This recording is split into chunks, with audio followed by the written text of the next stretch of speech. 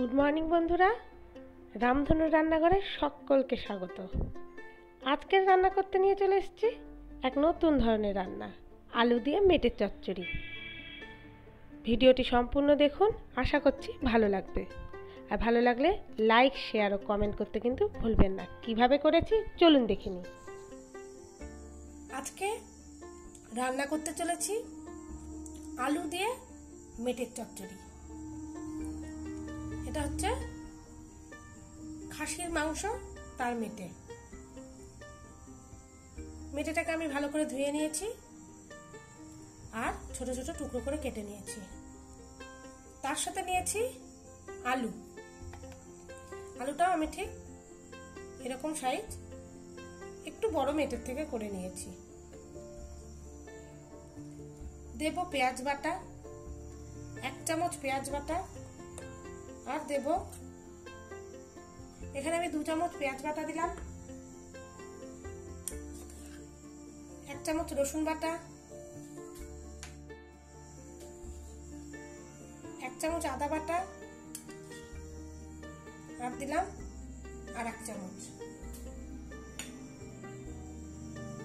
দেব কাঁচা লঙ্কা বাটা, 1 চামচ কাঁচা লঙ্কা বাটা, আর আমি দিলাম 2 চামচ কাঁচা লঙ্কা বাটা। আপনারা আপনাদের মতো ঝাল ব্যবহার করবেন। দিলাম কাশ্মীরি লঙ্কার গুঁড়ো, এটা তো রং হবে কিন্তু ঝাল হবে না। দেব হলুদ গুঁড়ো, দেব পরিমাণ মতো লবণ, এখানে আমি 1 চামচ লবণ ইউজ করলাম, আর দেব তেল, সর্ষের তেল দিলাম। এটা কিছুক্ষণ মাখিয়ে রেখে দেব। আমি এটা হাত দিয়েই মাখাচ্ছি।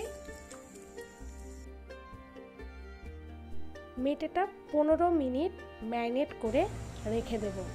15 মিনিট বাদে আবার চলে এসেছি। এখন আমি গ্যাসটা জ্বালিয়ে দেব। কড়াইতে সর্ষের তেল দিয়ে দেব। তেলটা গরম হয়ে গেছে। প্রথমে আমি ভেজে নেব আলুগুলো।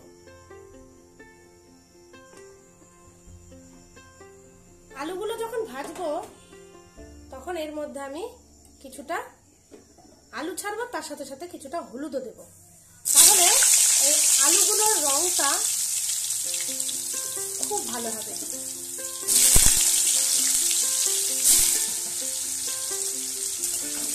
আমি একটু আলুগুলো ভাজা হয়ে গেলে, হালকা লাল লাল ভাজা হয়ে গেলে আমি আলুগুলো তুলে নেব।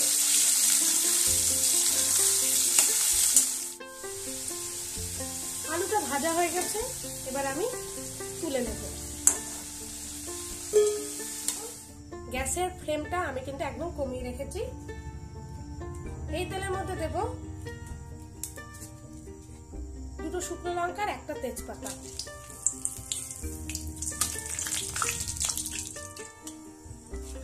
ফোড়নটা হয়ে এসছে। এবার দেব এখানে অর্ধেকটা টমেটো।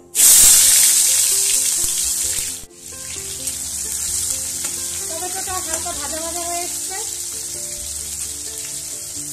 দেব 2টো মিডিয়াম সাইজের কুচি করা পেঁয়াজ।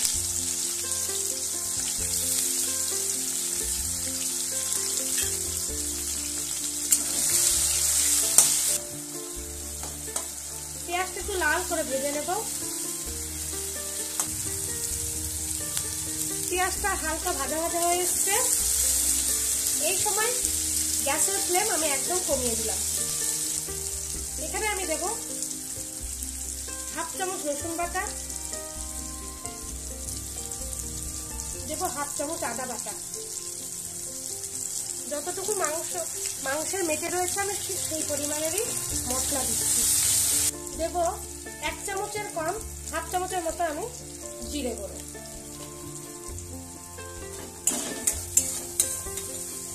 মশলাটাকে একটু ভালো করে কষিয়ে নেব যতক্ষণ না আদা, পেঁয়াজ আর রসুনের গন্ধটা চলে না যায়।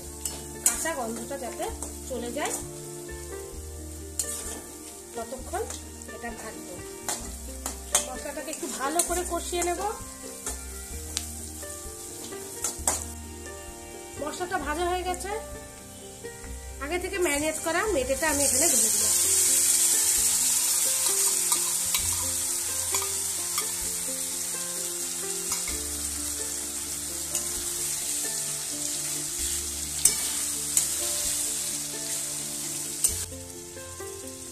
এখন গ্যাসের ফ্লেমটা বাড়িয়ে দিলাম।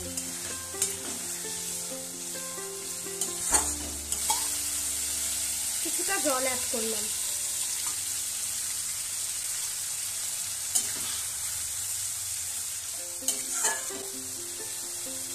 সাথে আলুগুলো দিয়ে দিলাম।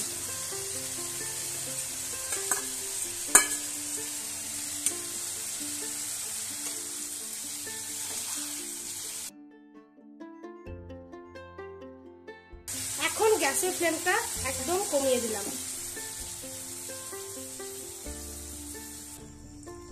ভালো করে মশলা মাখিয়ে আলু আর মেটেটা সেদ্ধ হতে দেব।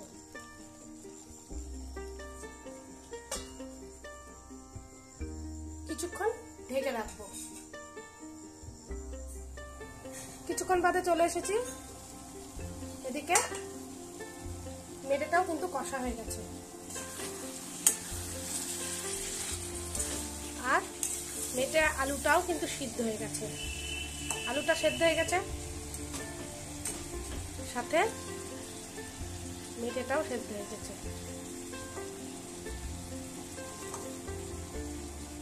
গ্যাসের ফ্লেম একদম কমানো ছিল, এবার একটু বাড়িয়ে দিলাম।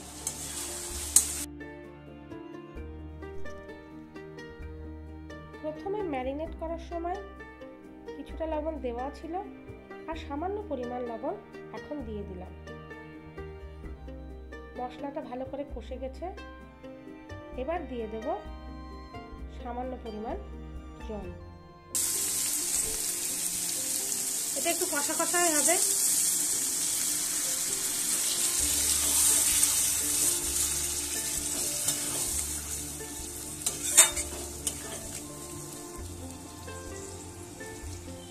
গ্যাসের ফ্লেমটা এখন মিডিয়ামে রেখে আমি এটা কিছুক্ষণ বন্ধ রাখলাম, যতক্ষণ মেটেটা ঠিক ভালোভাবে সেদ্ধ না হচ্ছে।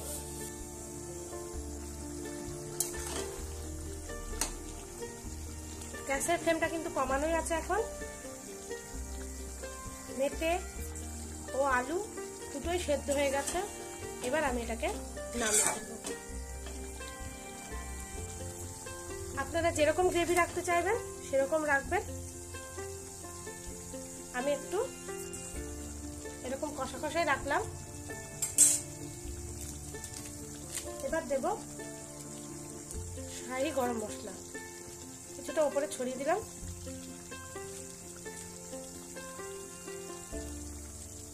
গ্যাসটা নিভিয়ে দিলাম, কিছুক্ষণ ঢেকে রাখবো। আলু দিয়ে মেটের চচ্চড়ি গরম রুটি পরোটার সাথে কিন্তু একদম জমে যাবে। ভিডিওটি কেমন লাগলো কমেন্ট বক্সে অবশ্যই লিখে জানাবেন। ভালো লাগলে চ্যানেলটিকে সাবস্ক্রাইব করবেন। আজকের মতো এখানেই, দেখা হবে অন্য কোনো রেসিপি নিয়ে। টাটা।